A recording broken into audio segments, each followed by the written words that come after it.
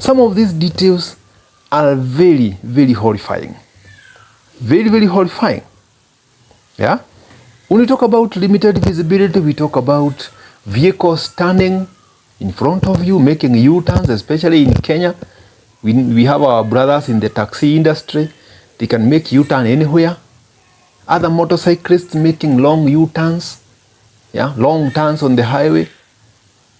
We have trucks, long trucks that broke down yesterday night. Nobody put any warning signs. You see, a lot of things. But it all comes back to your skill level. Because when you are psychologically prepared to ride motorcycles, you know what to expect even when it is not there.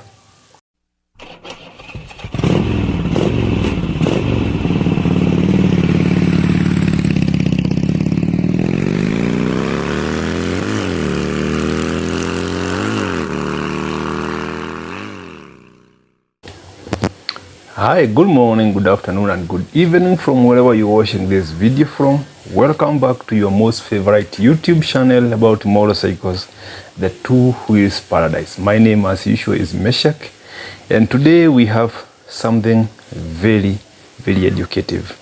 I have been going through a lot of motorcycle information online, trying to do research and make myself better because I'm here to inform you. And I'm also learning for my own sake because I'm also a biker. So I came across an article from a research that was done back in 2021.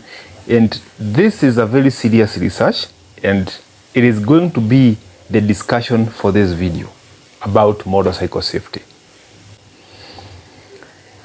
This research was done by Forbes Advisor. Yeah, you know there is a Forbes magazine that deals with business and other things. There is that segment that is called Forbes Advisor, and they did this research in the US back in 2021, and the facts here are just horrific. But from here we can learn something that is going to keep us safe and keep us alive. For instance, motorcyclists are 28 times more likely to die in an accident when compared to occupants in a vehicle. So when you move out of your compound at home with a motorcycle, chances of you dying on a motorcycle are 28 times more than someone in a vehicle. Because of so many reasons. So many reasons. 80% of reported motorcycle accidents, serious accidents, end up in death. So when we are talking about you being safe, we mean business. When you get into an accident with a motorcycle, you have 80% chance you could die. You could die for obvious reasons. Motorcyclists don't have the luxury of bumpers, bull bars, airbags, a lot of doors and body panels to guard you. You see, when someone is in a vehicle, most of the times accidents happen, they don't even get hit. If you had your seatbelt on, chances are you can get out of there without a scratch. For minor accidents here and there, but for motorcyclists, small accident means business. You could lose a limb, you could end up paralyzed, you could end up with a very serious injury in hospital, you could even end up dead. And some accidents that don't become fatal, they become an impairment, a permanent impairment. So 80% chance of you getting seriously injured when you get into a motorcycle accident compared to vehicles. So people in a vehicle, they have that comfort of a lot of things to guard them. Unless now the accident goes beyond what these body panels can handle. Yeah? 70 kilometers an hour is just normal speed for vehicles. Get into an accident, you get out of there without a scratch. But 70 kilometers an hour, you get a head-on collision with a motorcycle, it's very, very serious. So now, these guys are saying in 2021, in the US alone, 5,500 bikers lost their lives. 2021 alone, 5,500 fatal motorcycle accidents were reported in the US. Let's come back to Kenya, where we are. The same year, 2021, that was during COVID. We may not have lost so much like the US is reporting, but we lost a couple of our own. And some of our own became paralyzed and permanently injured. A lot of things went wrong. Some things went seriously wrong. Okay? Especially if you go to the community of the commercial motorcyclists. We call them border borders. We lost a lot of them. Even 2022, 2023, that is last year, even this year, 2024, a lot of motorcyclists have lost their lives. And others are getting injured every day and spending time in hospital. So when we talk about these figures of 5,500 in the US alone, you can imagine how many more were left injured in hospitals. How many more? Let's move on.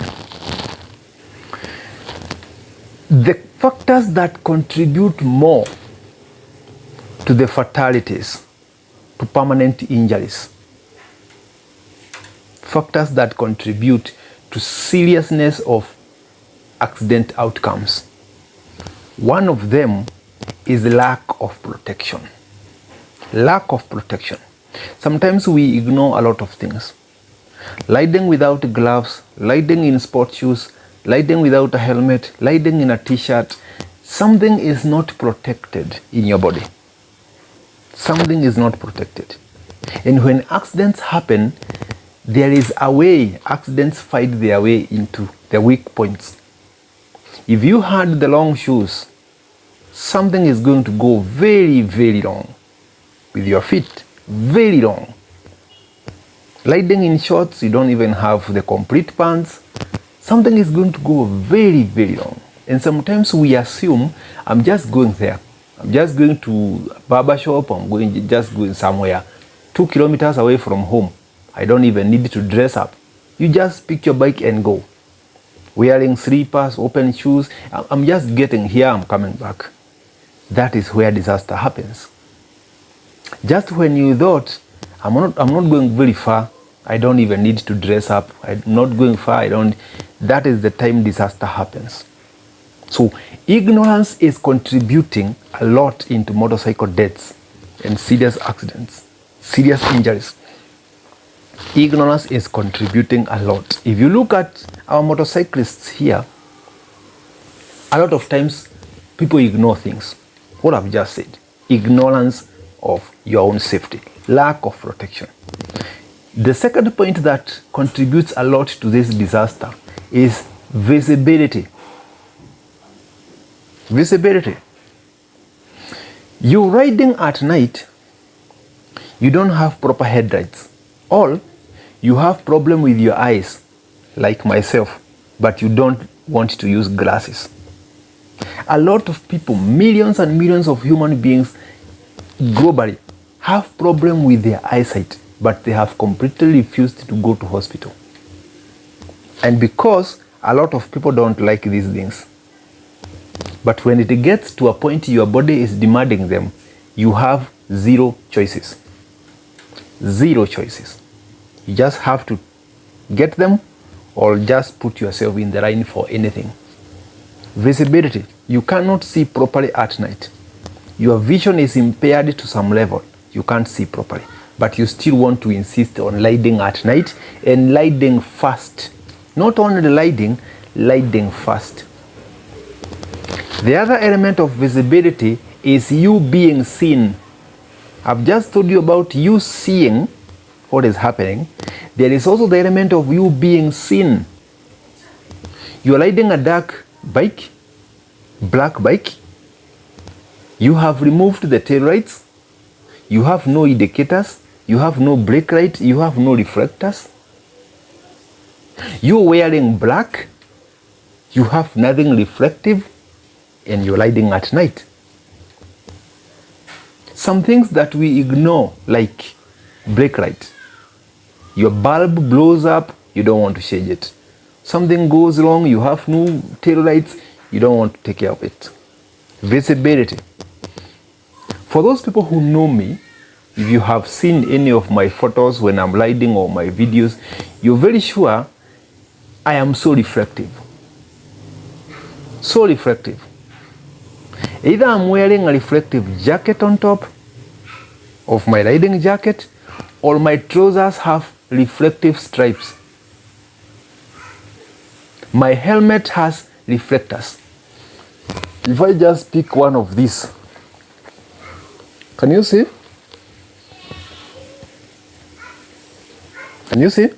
These are additional reflectors on my helmet, just to make sure no one can claim they never saw me. Okay? No one can claim they never saw me. I want to reflect from far in the dark. My bike has reflectors, additional reflectors. My top box has reflectors. I want to make sure anybody coming from behind me, they can see me. Because you know, bulbs can blow up anytime. And it might take you a lot of time before you realize you lost your brake lights. You need to have something that can compensate. For the loss of tail light, you need something else that can reflect. The number plate. Number plates are reflective. Globally, they are reflective. If your number plate is there and it is the genuine number plate, it's going to sort out some issues. You need to be seen. That's what I'm saying. You need to be seen. The other issue is the skill requirement. Riding more than what you can handle. Riding faster than what you can handle. Riding a bigger bike than you can handle. Riding in conditions that you are not trained for. Riding in conditions that you cannot handle. Skill requirement. Some people will just be so fast on the highway, it is raining, construction zones, stuff like that. In between traffic, you're riding the wrong way. It is going to contribute into the disaster that we have just talked about. One country losing over 5,000 bikers in 1 year. That's very dangerous. Very, very dangerous. That is just one country. Meaning globally we lose 100,000 motorcyclists a year. These are numbers that we can put down. We can scale these numbers down by just riding the motorcycle the right way. Skill requirement. People have refused to go to riding schools. They have refused to do a lot of things. You don't want to learn. You just want to ride your motorcycle fast, top speed, enough. You want to overtake people in corners, bridges, everywhere. People are on hazard. You don't even care why they are on hazard. You just want to overtake them, only to realize there is a trench. There is a vehicle turning. There is another accident that just happened, but you have no idea. You just go and combine yourself with whatever accident it was. You just become one of them. These are some of the issues that we see, especially in Kenya with our commercial community, the borders. Zero safety, zero safety, zero safety. Sense of safety is zero. Situational awareness, zero. Yeah? The environmental awareness, zero. As long as the motorcycle moves, it moves. The other one is just part of what I've said. Speeding and reckless behavior. Reckless behavior. These are some of the issues that are killing bikers globally. And these are some of the things that we can change. These are some things we can change. We can change this. Trust me, we can change this. You have seen a lot of videos on internet, especially on TikTok. People upload the videos of their riding and you look at them and you just wonder, what kind of riding is this? Internet is now free. You can upload whatever you want. You just showcase your stupidity to the world. You have money to buy GoPro, you have Insta360. You can now showcase your stupidity globally. That's what we are doing. Showcase your stupidity globally. You record yourself riding stupid. You record yourself riding reckless with a bunch of other people who don't even see what you're doing. Maybe they are doing the same thing. A bunch of people who are riding stupid and recording themselves doing it. Speeding and reckless riding. It's part of the problem. The common accident scenarios that we see. What happens mostly involving motorcycles, especially when it comes to motorcycles and vehicles? Head-on collision. It happens a lot. Whenever you get into head-on collision, it means one of you was in the wrong. One of you never maintained their lane. One of you was not careful enough and they did something stupid. Head-on collisions are the easiest accidents to avoid. Easiest. Head-on collision is the easiest accident to avoid. If only you maintain your lane, the other person maintain their lane, case closed. That is done. Maintain my lane, you maintain yours, we are done. We will never get to it because lanes are parallel. If it is a two-way traffic road, lanes are parallel. I'm heading this way, you are heading this way, and the size of the road is the same. If you maintain your lane, I maintain mine, we will never get to a point we can hit each other in a million years. We will never hit each other. So head-on collision is very easy to avoid. But motorcyclists get into this trying to overtake the wrong places. Because you feel your bike has speed, it has power, you think you can overtake in a corner. I will finish before anybody else comes up. I'll finish before anybody else shows up. Long decision. You don't even know how close the other person was, the oncoming. As long as you never saw them, you did not have any idea they are there. So you did not even know how fast they are coming.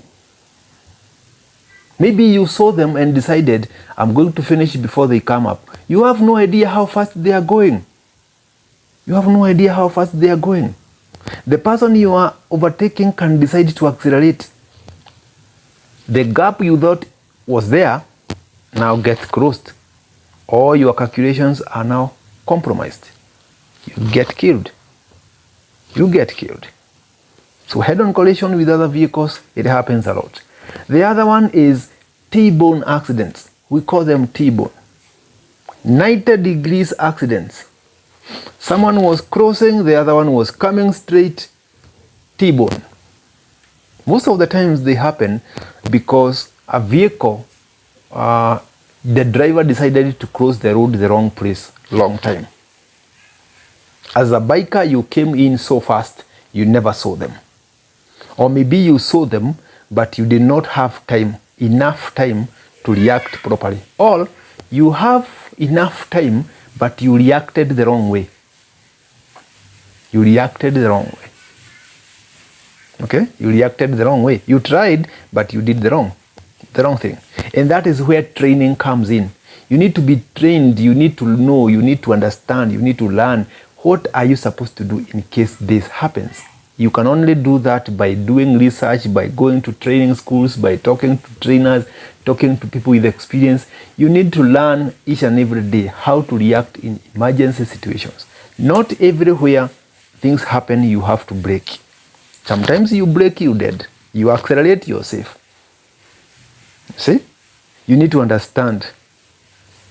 You need to understand where to do what. That is where now skill requirement comes back. Single vehicle accidents. Single motorcycle accidents. Single means self-involved. You went too hot into a corner, lured into a guardrail, disaster. You found some gravel, tried to brake, you skid, you go down. Road disasters, structural disasters. Maybe there is an unmarked bumps. An unmarked bump, you hit it alone. There was nobody else involved. It is called self-involved. These ones are so many. And they comes back to the skill of riding. If you know how to ride your motorcycle properly, you can minimize this one a lot. Self-involved. Unmarked bump, potholes, corners, junctions. If you're riding your motorcycle properly, you can avoid these ones. Trust me, you can.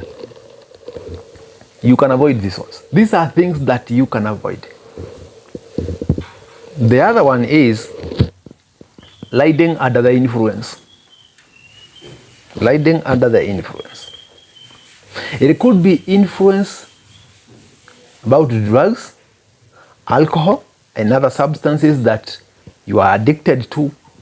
All this influence can mean a whole different thing. Peer pressure. When we talk about influence, it could be peer pressure. You're riding with a bunch of friends who have very, very high level of skill in riding motorcycle, but for you, your skill is questionable and you want to keep up with them. It can lead you to a very serious accident. Very, very serious accident. Peer pressure. They are doing 200, you want to do 200, but you have never been there. You don't even have enough skill to do that. You can also be riding a smaller bike than them, but trying to push it so hard to keep up with them. Influence, peer pressure. Alcohol and drugs, we cannot even insist at that one further. You know it is already wrong. Right from the beginning, you know it is already wrong. Some of these details are very, very horrifying. Very, very horrifying. Yeah? When we talk about limited visibility, we talk about vehicles standing in front of you, making U-turns, especially in Kenya. We have our brothers in the taxi industry. They can make U-turn anywhere. Other motorcyclists making long U-turns, yeah, long turns on the highway. We have trucks, long trucks that broke down yesterday night. Nobody put any warning signs. You see, a lot of things. But it all comes back to your skill level. Because when you are psychologically prepared to ride motorcycles, you know what to expect even when it is not there. You get to a corner, you can anticipate there could be something on the other side. So I'm going to be slow in this corner just to be sure there is nothing. When you start to anticipate something can go wrong, you become very, very safe. Road hazards are always going to be there. Unmarked bumps, potholes, construction zones, roads that were cut off by rains, especially now that we have very heavy rains in the country. So many things are going to go wrong and you cannot control them. Slippery roads, gravel. Someone was driving a long track full of sand. They hit a bump, a lot of sand went down. Road hazards are always going to be there. But it is you and your responsibility and your maturity level, your skill level, to keep yourself safe. Weather conditions are going to change. You leave one town, it is sunny. You hit one corner and you find that the other side of the corner, it has been raining. There is water all over, there is gravel all over, there is mudslide all over the place, but you had no idea. Weather conditions are things you cannot control. So it is you to control your riding and become safe. Have you learned something today? Have you learned something today? I want you to ask yourself that question. My name is Meshach, Two Wheels Paradise. See you around, see you next time and stay safe. God bless you and keep you.